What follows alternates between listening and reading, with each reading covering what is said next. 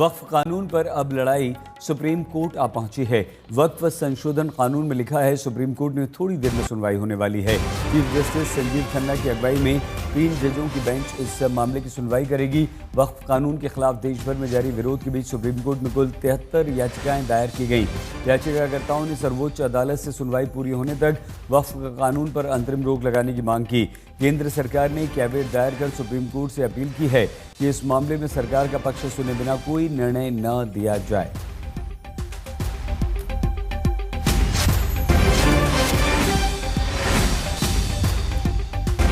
तिहत्तर याचिकाएं हैं और उन 73 याचिकाओं पर सुप्रीम कोर्ट में सुनवाई शुरू हो रही है और थोड़ी देर में ये सुनवाई अब शुरू हो जाएगी।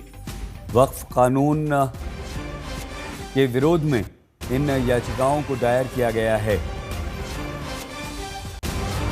वक्फ संशोधन कानून में बस थोड़ी देर में ये सुनवाई शुरू होगी और एक साथ 73 याचिकाएं हैं। इनमें कई सारे मुस्लिम संगठन हैं, कई निजी लोग हैं जिन्होंने वक्फ कानून के विरोध में ये याचिकाएं सुप्रीम कोर्ट में दायर की हैं। सुप्रीम कोर्ट के 3 जजेस की बेंच इस मामले में सुनवाई करेगी। अब ये जो सुनवाई सुप्रीम कोर्ट में हो रही है और 3 जजेस की बेंच जो इस सुनवाई को कर रहा है उस पे सबकी निगाहें हैं। सुप्रीम कोर्ट ने नए वक्फ कानून के विरोध में दायर याचिकाओं पर आज दोपहर 2 बजे यानी कि इसी समय सुनवाई का समय दिया है। चीफ जस्टिस की बेंच इन याचिकाओं पर विचार करेगी। याचिकाओं में इस कानून को संविधान के अनुच्छेद 14, 15, 25, 26 और 29 का उल्लंघन बताया गया। सड़कों पर कानून के खिलाफ विरोध प्रदर्शन चल रहा है।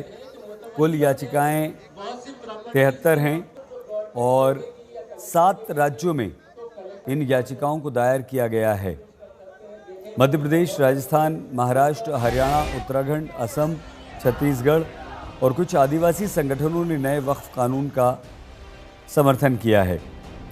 तो इस समय धरना प्रदर्शन, विरोध प्रदर्शन भी लगातार हो रहा है, लेकिन जो सबसे प्रमुख याचिकाकर्ता हैं उसमें AIMIM के अध्यक्ष असदुद्दीन ओवैसी, दिल्ली के विधायक अमानतुल्लाह खान, जमीयत उलमाए हिंद के प्रमुख मौलाना अरशद मदनी, समाजवादी पार्टी के संभल के सांसद ज़ियाउर रहमान बर्क, ये कुछ प्रमुख याचिकाकर्ता हैं जिन्होंने सुप्रीम कोर्ट में याचिका दाखिल की और जो 73 याचिकाएं कुल दायर हुई हैं उनमें ये भी शामिल हैं।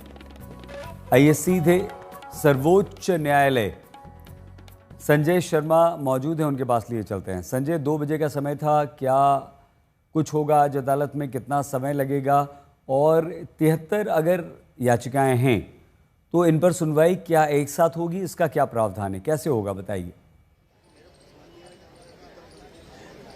इसमें जब तक मैं भी कोर्ट से निकला था तब तक पीठ बैठी नहीं थी और इसमें चीफ जस्टिस स्वयं हैं, इनके साथ ही जस्टिस संजय कुमार हैं और जस्टिस KV विश्वनाथन हैं, जो इन सभी याचिकाओं पर एक साथ सुनवाई होती है। हालांकि जिसमें अलग अलग पॉइंट्स उठे हैं तो बारी बारी से फिर उन पॉइंट्स पर चर्चा जरूर होगी, लेकिन सारे लोगों को जो उस पर दलील रखना चाहते हैं उन सारे लोगों को मौका दिया जाएगा, उनको बोलने के लिए अवसर दिया जाएगा।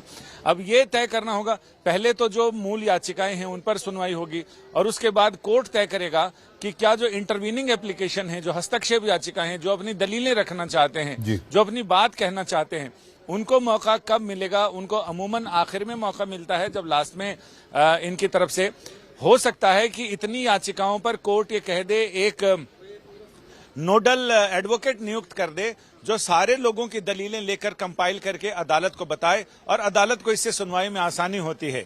तो पिछले कई मामलों में ऐसा हो चुका है कि जिसमें अदालत ने कहा कि सारे लोग, एक नोडल ऑफिसर हो जो सारे लोगों की दलीलें इकट्ठा करे, उसको कंपाइल करे, कंपाइल करके अदालत के सामने पेश किया जाए, फिर अदालत उस पर सुनवाई करती है।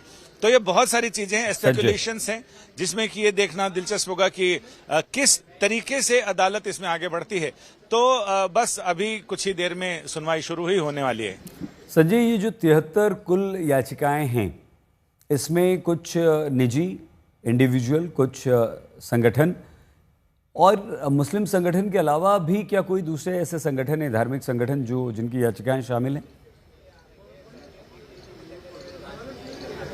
जी हाँ, बिल्कुल राजनीतिक दलों की याचिकाएं हैं। कांग्रेस, कम्युनिस्ट पार्टी है, इसके अलावा मीम है जो असदुद्दीन ओवैसी की पार्टी, ऑल इंडिया मजलिस इत्तेहादुल मुस्लिमीन, उनकी तरफ से याचिका है। कुछ एनजीओज की याचिकाएं हैं, इसके अलावा कुछ इंडिविजुअल हैं और इसमें कई जो 73 याचिकाएं हैं, इनमें फिलहाल वो याचिकाएं मुझे देखने में नहीं आई हैं जो इसका सपोर्ट करती हैं। सपोर्ट करने वाली राज्य सरकारों की याचिकाएं हैं, 6 राज्य सरकारों ने, जिसमें असम है, राजस्थान है, महाराष्ट्र है। तो इन सब राज्यों की तरफ से भी याचिकाएं इसमें दाखिल की गई हैं, 6 राज्य हैं। इसके अलावा कुछ ऐसे इंडिविजुअल्स हैं यानी जो इसका वक्फ एक्ट का समर्थन करते हैं और उन्होंने भी ये कहा है कि इससे कोई माइनॉरिटी के अधिकारों का हनन नहीं है, क्योंकि उनकी दलील ये है कि ये रोजमर्रा की धार्मिक रोजमर्रा की जो कार्यवाहियां हैं उसमें कोई दखल नहीं देता। ये एक्ट मैनेजरियल यानी जो मैनेज करने वाली चीजें हैं उसके बारे में नियमन करता है कि उनके संपत्तियों का कैसे रखरखाव किया जाए, तो उसके बारे में है। तो अब ये देखना दिलचस्प होगा कि सुप्रीम कोर्ट इस मामले में कौन से रास्ते से आगे बढ़ता है। बहुत धन्यवाद संजय शर्मा हमारे संवाददाता जानकारी दे रहे थे। अब इस मामले पर बहुत सारी राजनीतिक प्रतिक्रियाएं भी हमें मिली हैं। वो वक्फ बोर्ड की तरफ से आई हैं, समाजवादी पार्टी के अध्यक्ष अखिलेश यादव हैं, तो ममता बनर्जी भी हैं, जगदम्बिका पाल बीजेपी की तरफ से भी हैं। हमारा ऐसा कहना है कि वक्फ एक्ट 1995 के बहुत सारे ऐसे प्रोविजंस हैं जो ड्रैकोनियन हैं, जिसको पूर्णतः खत्म होना चाहिए। और एक दो तरह की सिचुएशन है। सबसे पहली सिचुएशन ये है कि जो आज एक बैच ऑफ पिटिशंस लगाई गई हैं जिसमें वक्फ एक्ट को चुनौती दी गई है, अमेंडमेंट एक्ट को, तो अगर एक ऐसी सिचुएशन बनती, क्योंकि उसमें उन्होंने स्टे की भी बात कही है, तो अगर स्टे की बात कही है तो जो पहले के प्रोविजंस हैं वो लागू हो जाएंगे। तो हमने कहा है कि वो प्रोविजंस को भी स्टे करना चाहिए क्योंकि वो सारे प्रोविजंस भी ड्रैकोनियन है। Point number 1। पॉइंट नंबर 2, वक्फ एक्ट 1995 में ड्रैकोनियन प्रोविजंस अभी भी हैं जो अमेंडमेंट एक्सरसाइज से रह गए, उसको भी हमने चुनौती दी है। फॉर एग्जांपल जो पर्सन एग्रीव्ड शब्द यूज है, जिसमें नॉन मुस्लिम्स भी आते हैं और उनको ये ऑब्लिगेशन है कि उसको वक्फ ट्राइब्यूनल में चैलेंज करें, उनकी जमीन अगर चली गई है, उसको हमने चैलेंज किया है। वक्फ ट्राइब्यूनल पूर्णतः गलत है, सारे मामले सिविल कोर्ट जाने चाहिए, ये मांग हमने की है। ये गुजारिश की है कि ये जो अमेंडमेंट्स हुए हैं ये बेसिकली हम लोगों को काबिल कबूल नहीं हैं, क्योंकि इसमें कई ऐसे अमेंडमेंट्स हैं जो अपने मुल्क के कॉन्स्टिट्यूशन के आर्टिकल 14, 15, 25 और 26 को वायलेट करते हैं।